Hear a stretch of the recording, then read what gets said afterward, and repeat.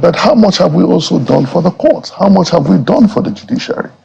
One thing that remains an emergency in this country, number one, is the salaries and allowances of judicial officers.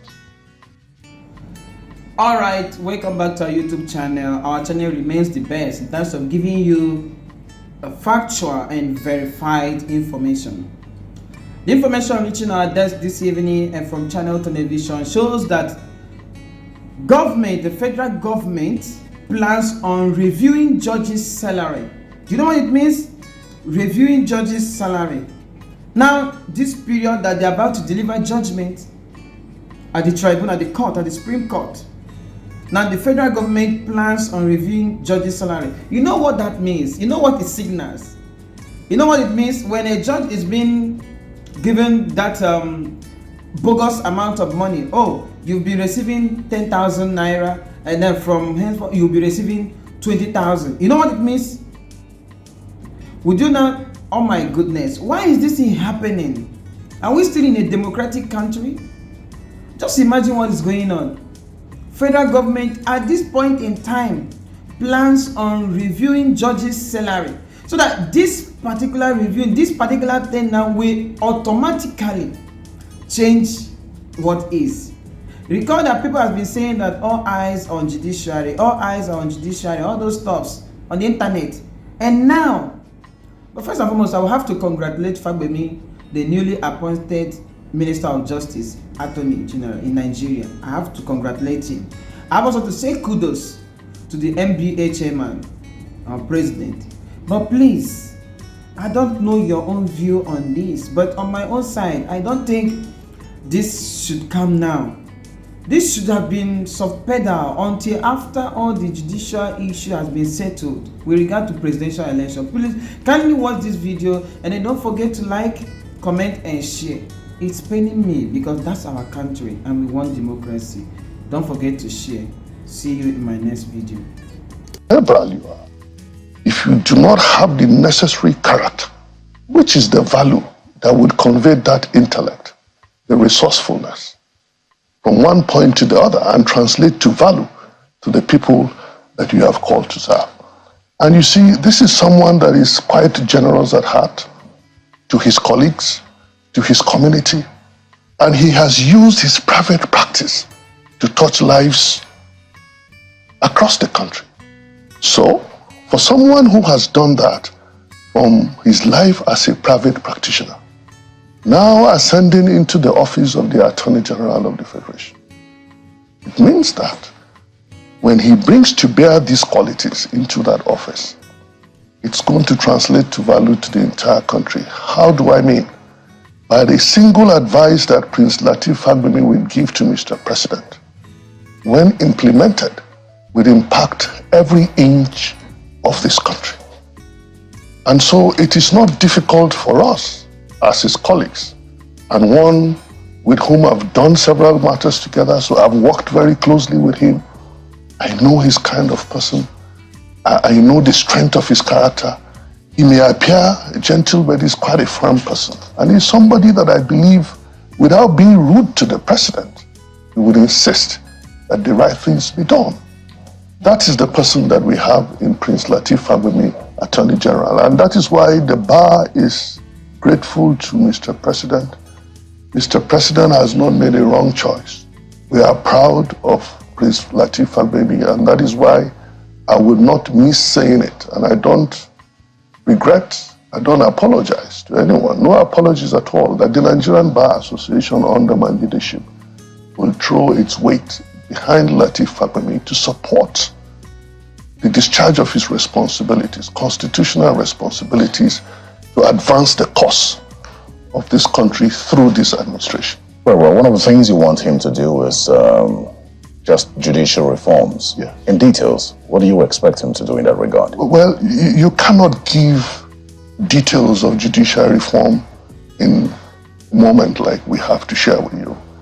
But you can talk about it from the institutions that are actually responsible for the dispensation of justice, justice administration. The police, for instance, They have the constitutional responsibility of dealing with issues of crime, prevention of crime, protection of lives and properties.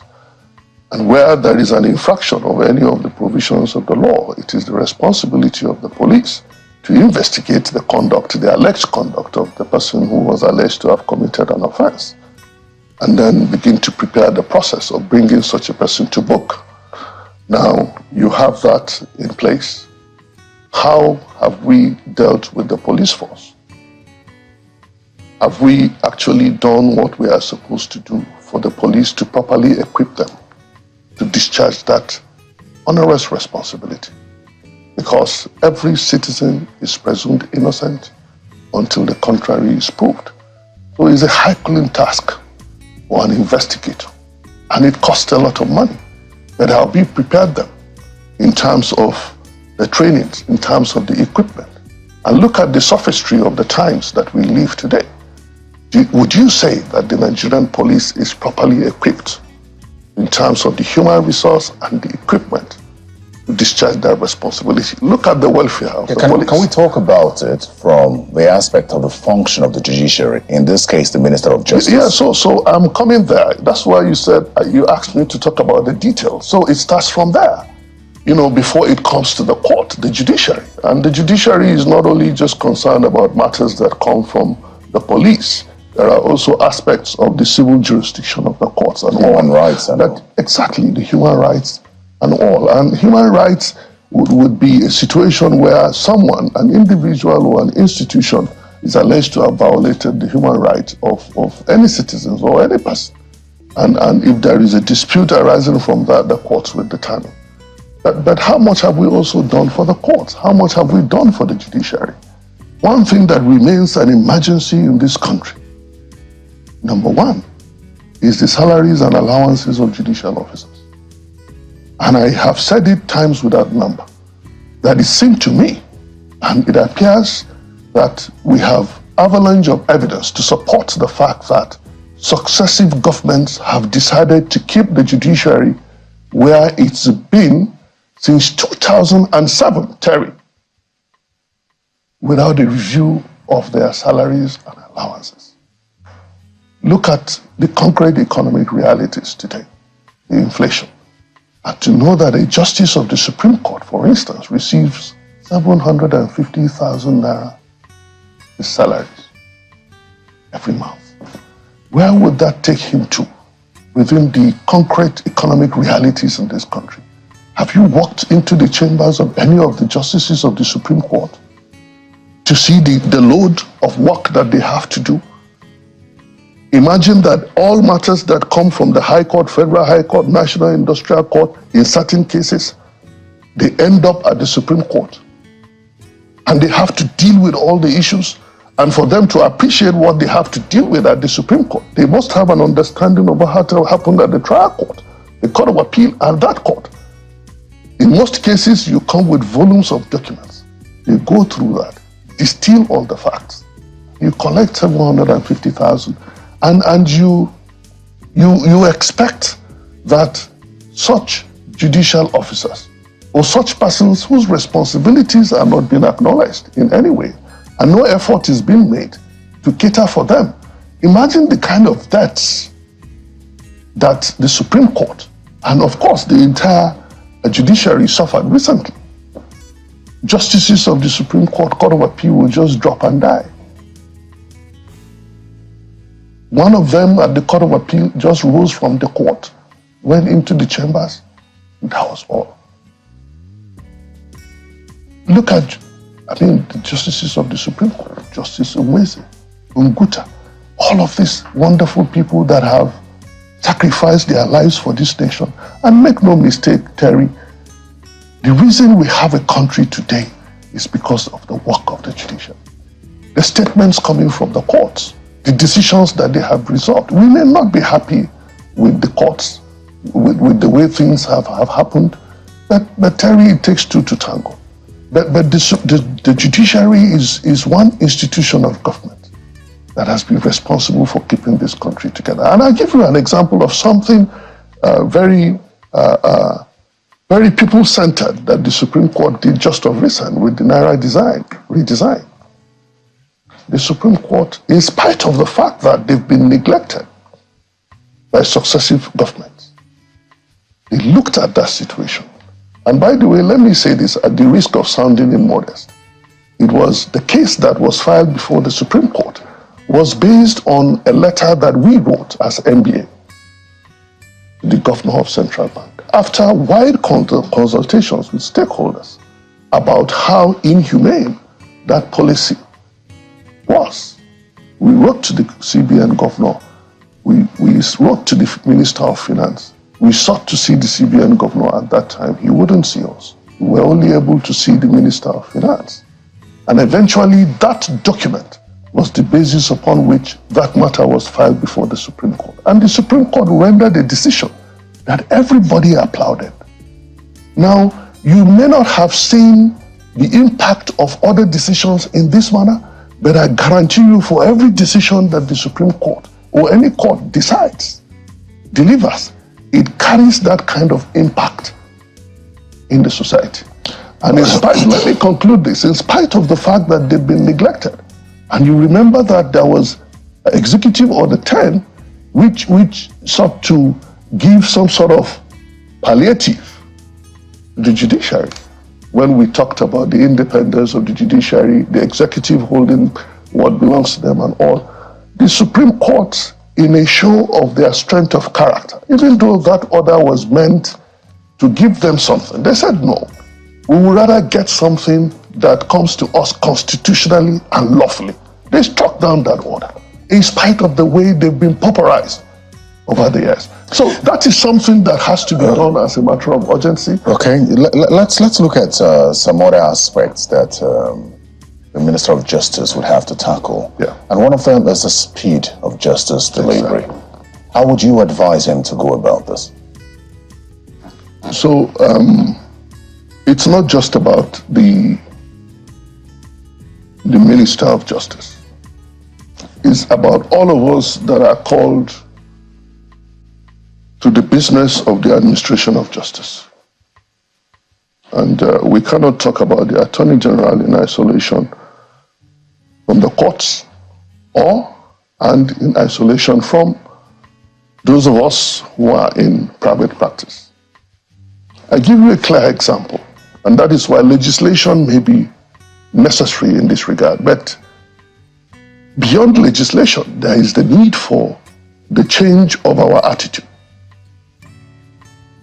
And that can only happen if we discharge our responsibilities as ministers in the temple of justice, motivated by the desire to do justice. So, I give you an example.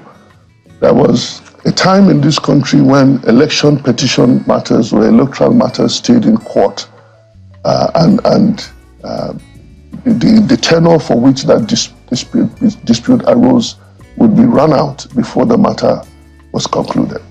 A decision was taken through constitutional amendment. Time was set, limited for the determination of those matters. Those same counsel that appear for parties at the time when there was no time limit now appear before the same courts, conducted the same electoral related matters, same principles of law, and they would conclude those matters in 180 days at the trial, conclude at the Court of Appeal in 60 days, either at the Court of Appeal or at the Supreme Court. So you could see that it is not impossible for us to conclude these matters in record time. We have to change our attitude. And the reason we see most of these delays in courts is because we are motivated by other factors other than the desire to see justice done in the case that you are called to do. But in all these, does the Minister of Justice have a role in any way to play in ensuring the speedy dispensation of justice? He does. For instance, that's why I talked about legislation. The Minister of Justice can begin to consider the possibility of reforms, legislative reforms. Maybe a Civil Justice Act, like we had the Criminal Administration of Criminal Justice Act, and which the different states have now also adopted.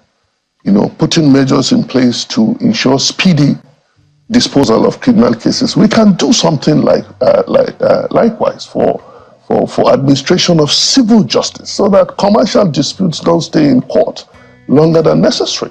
That can come through legislative reforms and spearheaded by the Honorable Attorney General. So that brings me to the open letter which Dr. Olisa Agbakuba wrote to the Minister of Justice on sort of an agenda that he expects him to look out for. And it's with regard to the administration of criminal justice. He believes that there must be some unbundling of the anti-graft agencies which have duplicate responsibilities.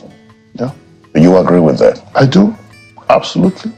I watched the screening of the ministers, and when the Honorable Attorney General spoke, that was something that he mentioned, and he caught my attention. Because by the time you combine the investigative powers with the prosecutorial powers, the prosecutor, the tendency for the prosecutor to turn to a persecutor is very high, because I was the one that investigated, and then I'm the one to prosecute. I want to make sure that I secure a conviction. And so I do all that I must do to secure conviction, but that is not the responsibility of a prosecutor. A prosecutor is one person who by law is under a duty where he finds any evidence that can help the defendant that he is prosecuting to exculpate him from that alleged offense. He has a statutory duty to make that evidence available to him. This position is shared by Dr. Agbakuba, who believes that an agency like the AFCC should be unbundled to only investigate and not prosecute. However, today, the ECOWAS agency, GIABA, which is an intergovernmental action group against money laundering in West Africa, recommends that the anti-graft agencies should be empowered to prosecute. Well, that is their view, and they're entitled to their opinion. But we are the ones in the field. We are the ones that understand the practicalities of these things. I've never done anything since I was called to the bar other than to be in court. So I understand the workings of the prosecution. Even as a private practitioner, I've had fiats in the past to prosecute criminal matters. So they're entitled to their opinion, and it's an opportunity for us to sit down and engage with ourselves and find out what is best for us as a nation. But we must begin to consider distributing all of these responsibilities in such a way that what the investigator does when it comes to the point of prosecution, I mean, you are not insisting, and that way the investigator makes sure that he does all that he needs to do. And by the way, investigation costs a lot of money, and it takes time in most cases. Depending on the type of the crime that is being alleged. So enough of resources must be made available. Time must be given, enough of arrest of defendants or suspects before you commence investigation. It is wrong. It is unconstitutional. It is not right. So, but you could see that it's because of the merger of these responsibilities, and that is why everyone that is given any job, Terry, wants to be seen to succeed. And so if you are not careful, if you are wrongly motivated in the discharge of your responsibility, and I say here that if justice is not what you are looking at, if you simply want to satisfy your ego, or if you want to satisfy your boss, there is no way you stay within the bounds of law to discharge your responsibility. When we come back from a break, I'll quickly take you up on constitutional reforms that you expect that the Minister of Justice should champion, and also talk about the NBA and your time in office as NBA President. Thank you, Barry. We'll take a quick break, and when we return, we'll conclude the discussion with the NBA President, Mr. Yakubu Mekiao. We'll move on to other things. So stay with us.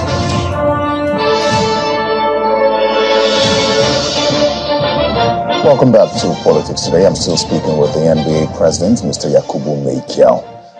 Mr. Michael, just before we wrap up the conversation on setting the agenda for the Minister of Justice, I had talked to you about the need for constitutional reforms, and some of it would have to be with regard to jurisdiction of states, state courts, especially with regard to cases that concern them. Is this a constitutional reform that you think that the Minister of Justice should pursue? Well,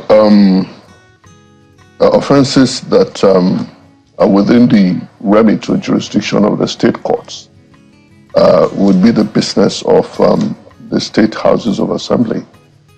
And so the attorneys general in the state will have to consider those reforms within the limits of their states. The ones that impact the entire federation, or which come within the ambit of the Attorney General's office, is something that the Honorable Attorney General will be concerned with at the jurisdictions of the federal courts. And it's important here to begin to consider limiting the jurisdiction of the Supreme Court. Okay, let's talk about the Supreme Court now, especially with regard to your comments made earlier in the year about lawyers criticizing judgments of the Supreme Court, specifically the Lawan Mechina case. And I recall that one of the two lawyers, one the senior advocate of Nigeria, Femi Falana, and the other, Chidi Odinkalu, said that, well, I think Femi Falana said you were trying to, in his own words, silence Nigerian lawyers. And Odinkalu felt that what you said had no bearing. And they didn't see why the court judgments could not be, questioned by lawyers. Yes. So, the legal profession is a profession that is regulated. And it has rules of professional conduct. As a professional, you must be measured in the way you speak. And I will just give you a typical example of how the public actually sees lawyers, so that we appreciate the sort of influence that we have over people. And that way, we'll be careful how we speak, and that is expected of us as professionals. That is why we cannot speak about the decisions of court in a certain manner, in a manner that would incite the public against the institution of justice. And it is also unprofessional to make personal attacks to the persons of judicial officers. In my village, Terry,